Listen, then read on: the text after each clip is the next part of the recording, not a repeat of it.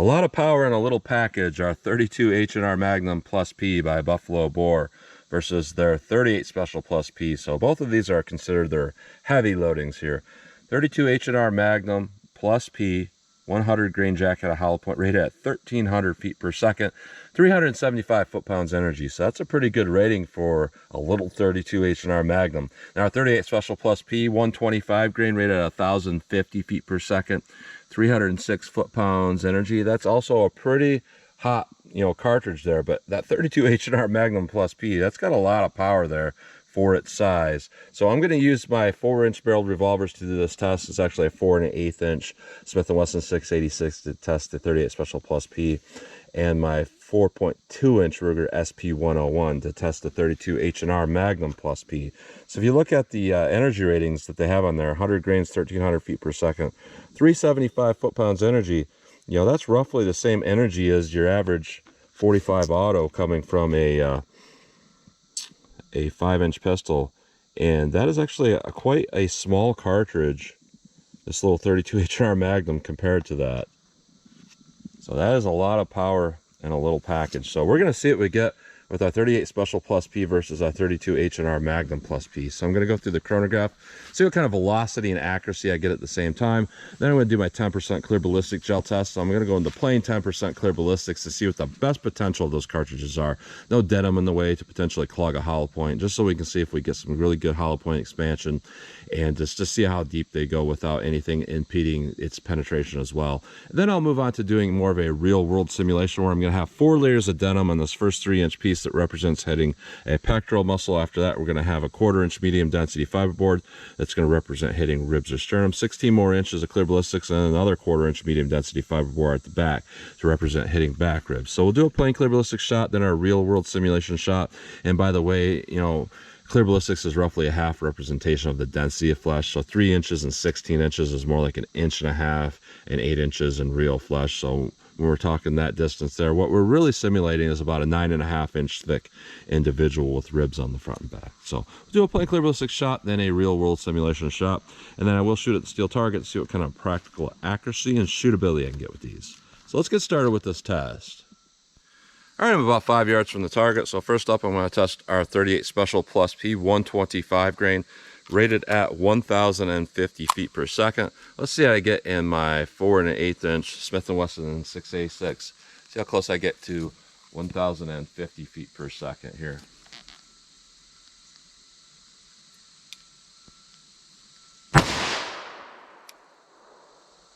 $13.16. 1279, 1297, 1300, 1301. So obviously that's a misprint on that box, and actually I don't think it is, because I think that's what you get from like a 2-inch snub, and they're just putting that on the box. So yeah, that's a pretty powerful cartridge here for a 38 Special Plus P. That's rivaling some low-end 357 Magnums. So our 32 H&R Magnum Plus P, I've never ran this particular load through this revolver here, but we're rated at 1,300 feet per second. Let's see what I get in my 4.2 inch barrel here. See how close I get to 1,300.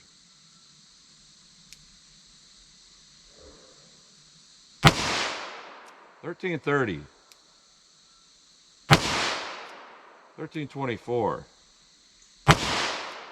13.31, 13.37, 13.31. Extremely consistent, and I can actually see why. The way they loaded these things. Case ejection's a little bit sticky in this revolver here, but yeah, when they crimp these things, they really crimp. They don't just go around the bottom of that cannular, they really crush that thing right into the whole thing. So they got a nice crimp right around the bottom of that cannular and covering the center of it. So I can understand why that's consistent like that as a hand loader. So really good ammo overall. So let's hit our ballistics gel block and see how these compare. All right, we'll do our plain clear ballistics shot, just into plain clear ballistics, no denim in the way to potentially clog a hollow point and limit its expansion, no rip simulation in the way to potentially slow down its penetration. So let's see what we get with our 38 Special Plus P in plain clear ballistics.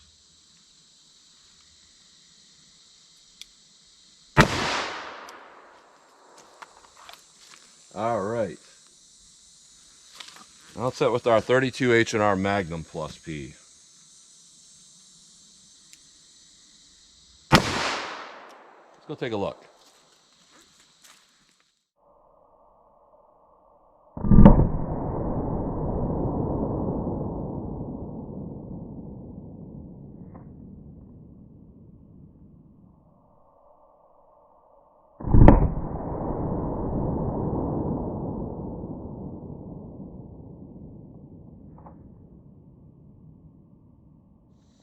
You know what's cool about that 32 H&R Magnum is there's always a lot less recoil than what I'm expecting after firing that 38 Special. So I would say the 32 H&R Magnum recoil kind of feels like about the amount of recoil as our standard pressure 38 Special out of this revolver, but it hits a lot harder than that, as where this particular 38 Special has a little bit more recoil out of this gun than typical, but just really fantastic, you know, performance overall, especially with that 38 Special, because that's got a lot more expansion, I would say. But if we look at the energy dump, which just simply means the, you know, telltale signs it probably expanded right away, both of them look really good. 38 Special on the bottom, 32 H&R Magnum on top. So those are pretty much wanting to expand out right away, which historically rounds that do that do tend to do a little bit better in stopping threats. If you look at some of the numbers of, you know, really known fight stoppers like Hydra-Shock 45 Auto, Remington, you know, Semi-Jacket Hollow Point 357 Magnum, when I actually do my test, they tend to do this type of thing. But yet in the real world, they're known to be really good fight stoppers. And I'm seeing some of the telltale signs of a good fight stopper, even though these are just XTP bullets. So with a 38 Special Plus P, we have a really ideal penetration of about 15.5 inches of penetration. Really good expansion, really good performance overall. Our 32 H&R Magnum, the expansion wasn't quite as big, but we went to about 19.5 inches of penetration. That's technically a little bit much for the penetration, but I would not call it over penetration, just because clear ballistics is a little less dense than organic gel, where those, you know, statistics come from, where you don't want to get beyond 18 inches. So I would say we're still right in that window of being totally fine. So let's try our real world simulation now and see how these do with, you know, denim and rib simulation in there. All right, our real world simulation: 4 layers of denim followed by 3 inches of clear ballistics that represents hitting a pectoral muscle, followed by a 1/4 inch medium density fiberboard that represents hitting ribs or sternum, 16 more inches of clear ballistics, and then another 1/4 inch medium density fiberboard at the back to represent hitting back ribs. So let's see in our real world simulation how our 38 Special Plus P does. All right, let me line that denim back up, and then we'll hit it with the 32 H&R Magnum Plus P now. All right, 32 H&R Magnum Plus P. Let's see how this does in our real world simulation. Let's go take a look.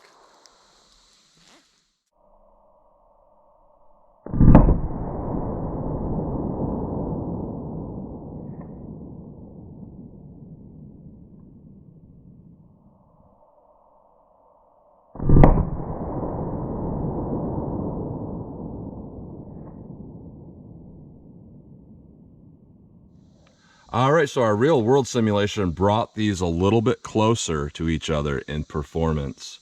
And I typically see that a lot of times when I put denim in there. So looking at this, I would almost say that our 32 H&R Magnum did a little bit better than the 38 Special, but they both did really good. But the track size with our 32 H&R Magnum is a little bit bigger, you know, and because of velocity, it was just a little bit faster. I think that's really why that happened like that. Our first 3 inches, good energy dump still for an XTP after going through denim. But it looks like our 32 H&R Magnum is potentially a little bit more energy dumped than our 38 Special. Take a look here at our rib simulation though, and I would say both of those are doing quite well. You know, we have kind of moderate expansion right away after going through denim, and we can see that there's a little bit of expansion before hitting this with both of these. It's kind of hard to say which one expanded greater for percentage wise right away, but I would say both of them look pretty equal, you know, compared to their starting diameter and how big these holes are. So very consistent. And what's cool about this is, you know, even though the expansion isn't massive, especially with that 38 special, we did not over penetrate. And typically that happens when, you know, a round has a lot of power. There's just more resistance in the target to not allow it to over penetrate. If these had like 100 feet per second less, even with that same expansion, they'd probably punch through this back rub simulation. But the extra energy, it just puts that energy into the target, which does slow it down. So that's why I always tell people, don't always judge something based on what the bullet looks like after, because sometimes even non-expanding hollow points will do damage like this and not over penetrate, just because they hit with such force, and that hollow cup just allows it to put its energy into the target right away rather than just slip right through. And we're seeing that here with this kind of moderate expansion going on. So with our 38 Special Plus P, we went to 17 3/4 inches of penetration, which I would find really ideal. Now with our 32 H&R Magnum, I think it went a little bit further. This little part of this track that's probably not visible to the camera went right to, I'm going to call it 18 inches even. Perfect penetration. And we have some pretty good expansion on that bullet overall. So this ammo is screaming consistency. That's what I'm seeing with this, because, you know, one hole groups over the chronograph, velocity spreads barely in the double digit numbers, and then that translates to, you know, getting pretty much the same thing over and over again in our ballistic tests. So very consistent ammo. I love to see that, because, you know, you never know with some of those mainstream companies. I've tested like Winchester 357 Magnum 110 grain. I had like a 200 feet per second extreme spread. So I always hate doing those tests, because I can't really recommend that ammo to people, because, you know, the shot I might have made may have 200 feet per second more than one that you might be getting. But with this ammo, I can look at it, I can recommend it and say, look at this. You're probably going to get what I'm getting here with this ammo, and this is going to translate over to effectiveness in a real target. So very, very consistent. So let's pull these out of block. I'll take a close-up look at them, and then I'll shoot our steel target and see what kind of practical accuracy and shootability I can get with these.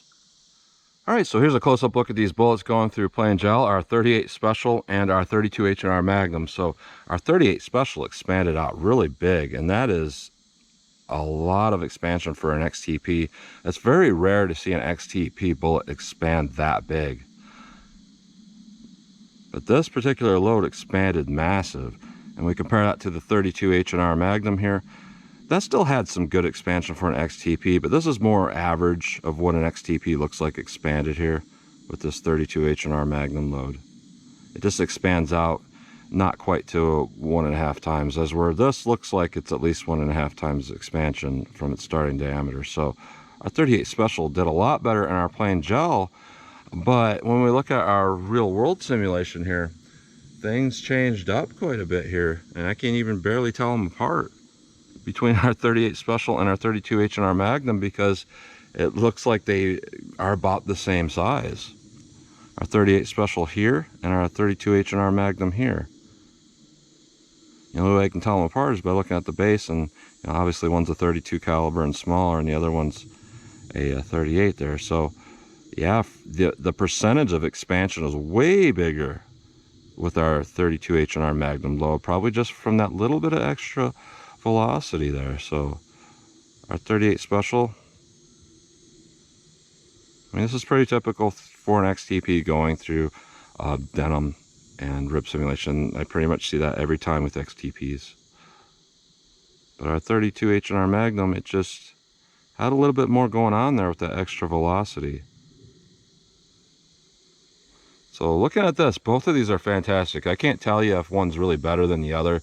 I think our 38 had a little more power, obviously, but the 32 H&R Magnum had a little bit more velocity, which does account for a lot too. So, I mean, they're both really good cartridges for what they are. So that's a close-up look at those bullets. All right, 14 yards from the target. So I'm just going to do my practical accuracy drills, just get a front sight picture, pop these off as fast as I think I can hit the target, and just kind of tell you what I feel for this ammo. You know, would it be practical to use in these particular firearms, or would the recoil be too much or whatever? So let's see what I get with our 38 Special Plus P. 14 yards from the target.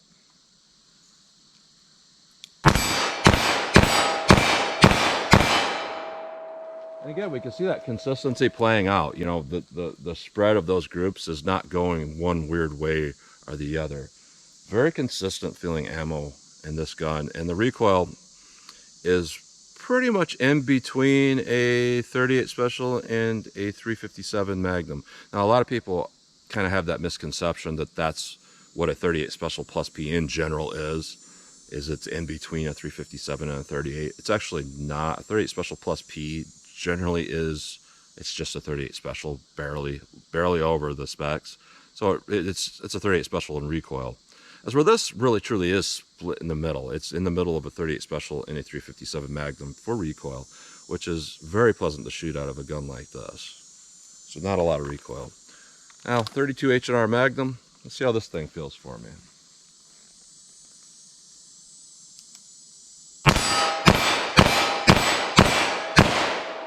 That last shot was me. I pulled it over the target because I think something caught with this trigger. I'm not used to this yet, so it kind of staged for a second on its own. But the shots that I did hit, you can see that consistency still playing out with just hitting right in the center of that target. So I'm really liking that. So let me back it up and shoot from some distance and see how these continue to shoot for me.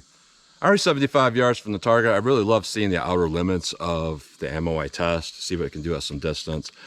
You know, I normally like this because I can see some differences sometimes in a lot of the factory ammo I test to see if one's more accurate than the other.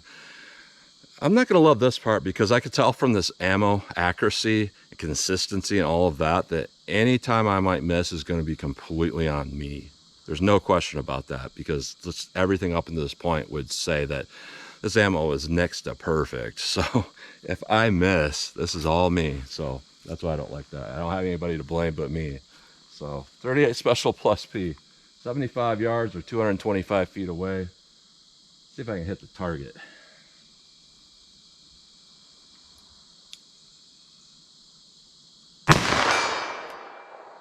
I hit right where I aimed.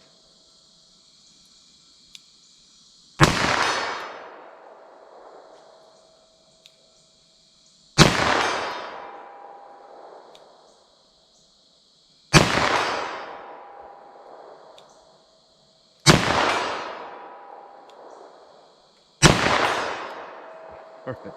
So that's some very accurate ammo. So yeah, very accurate. So let's see what I can do here with our 32 H&R Magnum Plus P here. See how this stuff does at some distance.